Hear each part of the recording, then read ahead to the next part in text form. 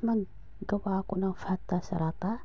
Ayan, nag-fry ako ng patatas at nag-cut na rin ng kubos, parsley, cas, and cucumber.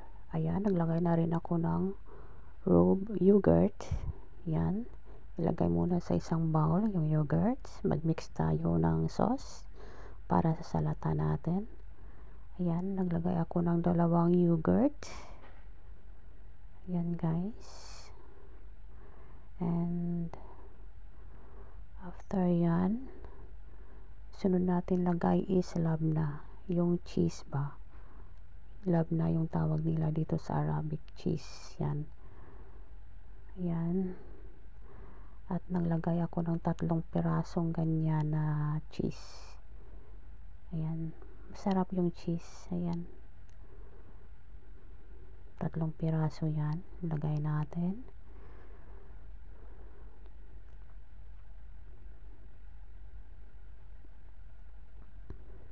At ang isusunod natin na ilagay is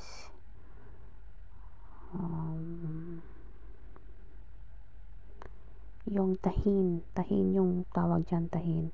Gawa yata yan sa harina at saka ewan ko ano pang ibang ingredients na yan. Basta yung tawag dito is tahin. Tahin, ganyan.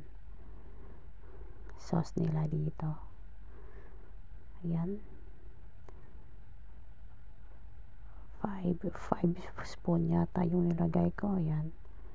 5 spoon. Maglagay tayo ng 5 spoon.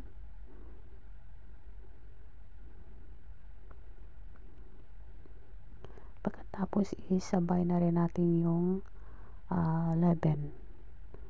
Ayan, gatas yata ng ano yan, ng baka, ganyan. Leaven yung tawag nila dito sa Middle East. Ayan, at saka konting lemon yan, lemon juice. Naglagay na rin ako ng lemon juice.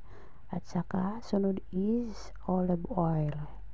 Zaytun. Ayan, olive oil. Naglagay ako ng 3 kutsara. At saka sunod na rin natin yung smog. Red smog. Ganyan. Red smog. Tawag dyan. Saka konting salt. Naglagay na rin ako ng konting salt. And yan guys. At saka sunod is konting black pepper. Little black pepper. So after that is i-mix natin. Ganyan, i-mix lang yan. Hanggang mahalo siya ng maayos, ganyan. At sa yan ang kalabasan ng sauce na yan guys. Ayun.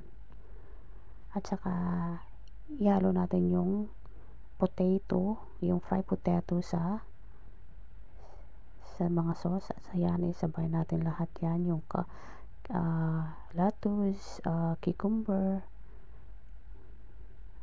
at saka yung kubos dito, yung tinapay nila dito sa Middle East, kubos.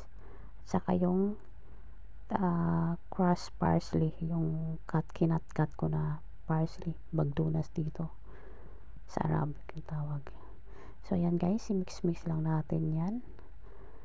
So yun palaging pinapagawa nila sa akin yan. Masarap yan guys, try nyo, promise masarap. Ayan, favorito nila dito. So, ayan guys, thank you for watching and God bless.